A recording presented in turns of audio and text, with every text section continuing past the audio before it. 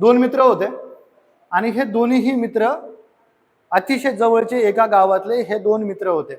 आणि हे जे मित्र आहेत ते एकत्र बसायचे, एकत्र फिरायला जायचे, सगळ्या गोष्टी एकत्र करायचे. दोघांचं ही 12वी होतं आणि 12वी झाल्यानंतर त्याच्यातला एक मित्र आहे तो विचार करायला लागतो की आपलं 12वी झालेलं आहे, आपल्याला पुढं काहीतरी स्वतःच्या पायावरती उभं राहण्यासाठी आपण काहीतरी केलं पाहिजे. आणि मग 12वी झाल्यानंतर त्याच्यातला जो एक मित्र आहे तो काय करतो, तर तो ठरवतो मला व्यवसाय करायचा. काय करायचा? मला व्यवसाय करायचा आहे. मग 12वीतून हा पोरगा 13वीला जातो. 13वीला गेल्यानंतर त्याला जो व्यवसाय करायचा आहे त्या दुकानावरती हा काम करायला लागतो. म्हणजे एकीकडे शिक्षण पण चाललंय, दुसरीकडे काय चाललंय, व्यवसायाची तयारी चालली. 13वी होतं, 14वी होतं, 15वी होतं. ह्या 3 वर्षामध्ये शाळेमध्ये कॉलेजमध्ये शिकत असताना हा पोरगा काय करायचा, तर त्या दुकानात जायचा, काम करायचा. मग ते प्रोडक्ट आहे ते सेल कसं करायचं हे त्यांनी शिकवून घेतलं. गिरायकाशी कसं बोलायचं हे शिकून घेतलं. भांडवल कसं उभं करायचं ते शिकून घेतलं. आणि 15वी झाल्यानंतर यानं स्वतःचं दुकान टाकलं आणि हा चालवायला लागला. चालवायला लागल्यानंतर 2 वर्षामध्ये याला यश सुद्धा मिळालं. का? तर कस्टमर समोर कसं बोलायचं, होलसेलचा माल कुठे भेटतो हे याला माहित होतं. कम्युनिकेशन स्किल याला कळालं होतं. किती भांडवल लागतं हे कळालं होतं. आणि काम करत असताना हा भांडवल सुद्धा घरात पैसे दिल्यानंतर 2-2 रुपये हा साचवून ठेवायचा. त्याच्यातला जो त्याचा जवळचा दुसरा मित्र आहे त्याचंही 12वी झालं, पण पुढे काय करायचं तो म्हटला काही नाही, पुढच्या वर्षी बघू. त्याचं 13वी होतं. 13वी झाल्यानंतर पुढच्या वर्षी बघू, त्याचं 14वी होतं. 14वी झाल्यानंतर त्याला वाटतं की पुढच्या वर्षी बघू, त्याचं 15वी होतं. असं बघता बघता 15वी नंतर सुद्धा 4-5 वर्ष निघून जातात. आणि 4-5 वर्ष निघून गेल्यानंतर हे दोन मित्र परत एकत्र भेटतात.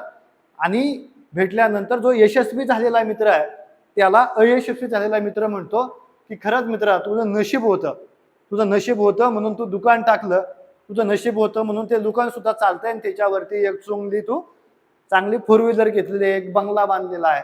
त्यावेळेस जो यशस्वी झालेला मित्र आहे तो सांगतो असं काहीच नाहीये, माझा नशिबावरती अजिबात विश्वास नाहीये, माझा स्वतःवरती विश्वास आहे. आणि ज्या वेळेस 12वी माझं झालं त्यावेळेसच मी निर्णय घेतला होता 13वीला जाताना मला एक उद्योजक बनायचं आहे. आणि म्हणून उद्योजक बनण्यासाठी काय हवं, तर सगळ्यात महत्वाची गोष्ट की अनुभव हवा आणि भांडवल हवं. माझ्याकडे तर लगेच भांडवल नव्हतं, पण अनुभव घेण्यासाठी मी एका दुकानामध्ये काम करायला लागलो. तिथं पुढचे 3 वर्ष घालवले. त्याच्यातून जे काही पैसे येत होते ते मी साचवत गेलो. आणि त्यानंतर त्या पैशांचाच वापर, साचवलेल्या पैशांचाच वापर करत मी पुढे एक दुकान टाकलं. आणि जे काही मी शिकलो होतो, ज्या काही मी अनुभव घेतला होता त्या अनुभवाच्या बळावरती पुढे एक 4-5 वर्षामध्ये मी स्वतःचं घर बांधलं. मी स्वतःचं एक चांगलं दुकान बांधू शकलो आणि 2 रुपये माझ्याकडे सेव्हिंग आहेत. या दोन मित्रांमध्ये काय डिफरंट होतं मला सांगा बरं. सगळ्यात महत्वाचं काय आहे की तुमच्याकडे आराखडा पाहिजे ना पुढे जाऊन काय करायचंय. तुम्ही जर निर्णयच घेतलेला नसेल तर तुमच्या बुद्धीचा काय, श्रमाचा काय वापर करणार आहे, विश्वासाचं काय करणार आहे, सकारात्मक काय करणार आहे, लवकर सुरुवात करून काय करणार. तुम्हाला माहित तर पाहिजे ना नेमकं काय करायचंय. तर जो यशस्वी झाला होता त्याचा प्लॅनिंग ठरला होता मला काय करायचंय. काय होतं, त्याचा प्लॅनिंग ठरला होता मला नेमकं काय करायचंय. आणि अयशस्वी झालेला जो आहे त्याचा प्लॅनिंग ठरला नव्हता की त्याला पुढे जाऊन काय करायचंय. म्हणून काय झालं, एक जण यशस्वी झाला आणि दुसरा अयशस्वी झाला. आलं का लक्षात. आराखडा होता, प्लॅनिंग होतं. प्लॅनिंग असेल तरच माणसाला पुढे जाता येईल, आराखडा असेल तरच पुढे जाता येईल. मला तुम्हाला एक प्रश्न विचारायचा आहे, साधा सरळ सिंपल.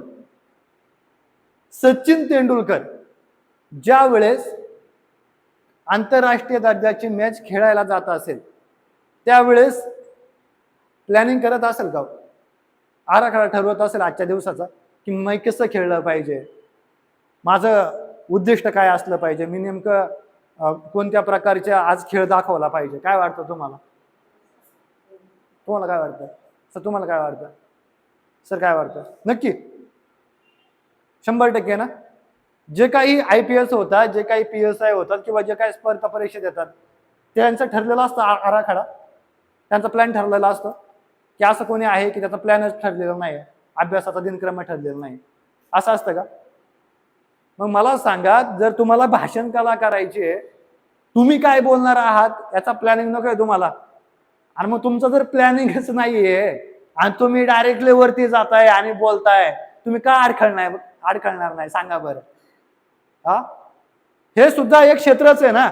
जसं सचिन तेंडुलकर जगातला एक महान खेळाडू आहे, त्याला सुद्धा प्रिपरेशन करावं लागतं.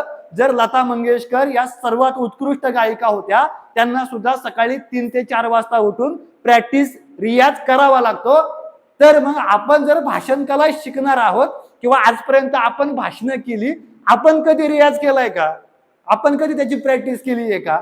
आणि मग सरळ साधं तुम्हाला सांगतो, हा नियम आहे. ज्या गोष्टीचा तुम्ही सराव करता, ज्या गोष्टीचा आराखडा असतो, जी गोष्टची दिशा असते, तीच माणसं यशस्वी होतात, तीच गोष्ट यशस्वी होते.